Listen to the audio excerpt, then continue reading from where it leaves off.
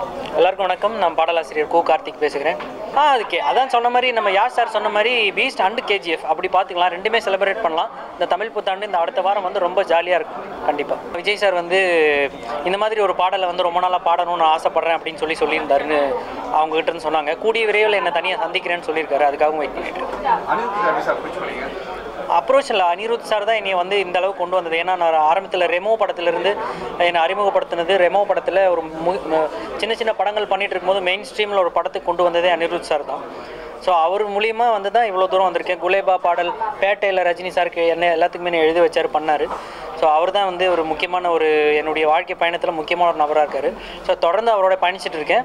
அவர் தான் முழுக்க காரணம் பீஸ்ட்டில் எனக்கு கொண்டு வந்ததுக்கு. எக்ஸ்பெக்டேஷன் ரொம்ப பயங்கரமாக இருக்குது. டிக்கெட்ஸ் வந்து அது கூட எல்லாமே சோல்டு ஆகிடுச்சு டிக்கெட்ஸு.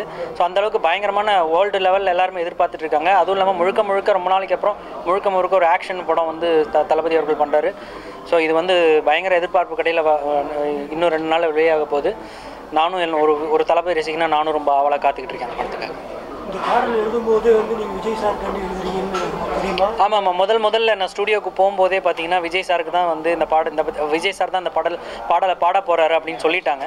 ஸோ அந்த ஒரு காரணத்துக்காக தான் வந்து நாங்கள் வந்து இந்த சர்தாம் பாடுற ஜாலியா ஜிம்கானால அந்த விஷயங்கள்லாம் அந்த காரணத்துக்காக தான் நாங்கள் வச்சோம்.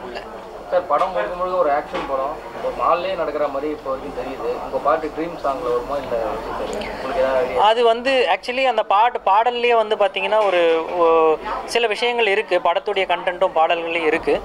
ஸோ அது வந்து படம் பார்த்ததுக்கப்புறம் உங்களுக்கு கண்டிப்பாக அது உங்களுக்கு புரியும் எதனால் அந்த பாடல்களை வச்சுருக்கான்னு சொல்லிட்டு.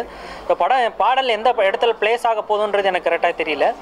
ஆனால் கண்டிப்பாக தளபதி பாடியிருக்கும்போது அந்த பாடல் மிகப்பெரிய அளவில் ரீச் ஆகிருக்கு. கிட்டத்தட்ட ஒரு 4 கோடி பேர் பார்த்துருக்காங்க இது வரைக்கும். ரொம்ப சந்தோஷமாக இருக்குது. இப்போது அடுத்தது கிருத்திகா உதயநிதி மேடம் ஒரு வெப் சீரிஸ் பண்ணிருக்காங்க, பேப்பர் ராக்கெட்னு சொல்லிட்டு. அதில் எல்லா படம் ஒரு 5 பாடல்கள் வரைக்கும் நான் எழுதியிருக்கேன்.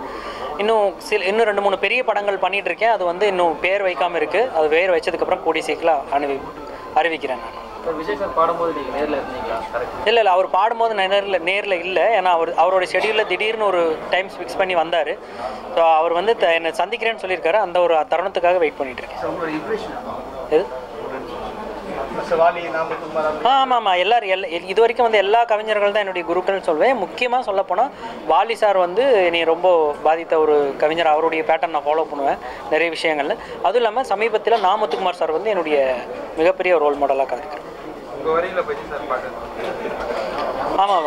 அது வந்து எல்லாத்துக்குமே ஒரு தளபதி ரசிகனா வந்து அவருடைய படங்களை அவர் பாடலே பார்த்து வளர்ந்ததற்கு நம்ம வரியிலே அவர் வந்து பாடும்போது அது இன்னும் ரொம்ப ரெட்டிப்பு சந்தோஷமாக இருந்தது. இந்த தருணம் வந்து மறக்க முடியாத தருணமாக அமைஞ்சது. ரொம்ப அந்த பாடல் பார்த்திங்கன்னா உலக அளவுக்கு வந்து கொண்டு போயிருக்கு. இசை வந்து ஒரு எல்லை தாண்டி போகிறதுக்கு உண்டான ஒரு விஷயங்களை வந்து அவரை லிரிக்கலாக பண்ணிட்டார். ஒரு அருமையான ஐடியாஸ், ஒரு படத்தை வைடாக பிராண்ட் பண்ணுறதுக்கு உண்டான ஒரு ஐடியாவாக அதை நான் பார்க்குறேன். ஏன்னா சிவகார்த்திகேயன் சாருக்கு எனக்கு ஒரு கனெக்ஷன் இருக்குது. ஏன்னா நாங்கள் ரெமோ படத்தில் வந்து மெயின் ஸ்ட்ரீமில் பண்ணும்போது சிவகார்த்திகேயன் சாருக்கு தான் நான் எழுதினேன் டாவியான்ற பாடல். அதுக்கப்புறம் திருப்பி சிவகார்த்திகேயன் சார் வந்து இந்த படத்தில் வந்து இன்னொரு பாடல் எழுதியிருக்காரு. ஒரு லிரிசிஸ்ட்டாக அவர் கூட இந்த படத்தில் இணையிறேன். அது ஒரு சந்தோஷம். இன்றைக்கி வந்து யட்சினின்ற ஒரு பட பூஜையில் வந்து கலந்துக்கிட்டு இருக்கோம். இந்த இயக்குனர் பற்றி நான் சொல்லணும். அவர் பேர் புருஷ் விஜயகுமார் சார். அவர் தான் என்னை வந்து முதல்ல அறிமுகப்படுத்தினார். நான் அன்றைக்கி ஆரம்பித்தது வந்து இன்றைக்கி பீஸ்ட் வரைக்கும் வந்து இருக்குது. பீஸ்ட்டில் ஜாலியா ஜிம்கானான்ற பாட்டு நான் தான் எழுதியிருக்கேன். ஸோ அவர் தான் என்னை அறிமுகப்படுத்தின டைரக்டர். அவருடைய படத்தில் திரும்பவும் இணையிறதுல வந்து ரொம்ப ஒரு சந்தோஷப்படுறேன். ஸோ யட்சினின்றது வந்து முழுக்க ஒரு ஹாரர் கலந்த ஒரு ஆக்ஷன் படம். ஃபஸ்ட் டைம் ட்ரை பண்ணியிருக்காங்க. ரொம்ப நாளாக அவருடைய பயணம் செஞ்சுட்டே இருக்கேன். அவருடைய படத்துக்காக ஆவலாக எதிர்பார்த்துக்கிட்டே இருக்கேன், அடுத்தடுத்த படங்களுக்காக. இப்போது திருப்பி வந்து இவ்வளோ கேப்க்கு அப்புறம் ஒரு அருமையான ஒரு சப்ஜெக்டோடு வந்திருக்காரு. கண்டிப்பாக இந்த படத்தோட பாடல்களும் வந்து சுவாரஸ்யமாக கொடுக்கணுன்ற ஒரு ஆவலாக காத்துக்கிட்டு இருக்கேன். இந்த படத்தோட இசையமைப்பாளருக்கும் இந்த தயாரிப்பாளர் இந்த இயக்குனர் எல்லாருக்குமே என்னுடைய நன்றிகளையும் வாழ்த்துக்களையும் தெரிவிச்சுக்கிறேன்.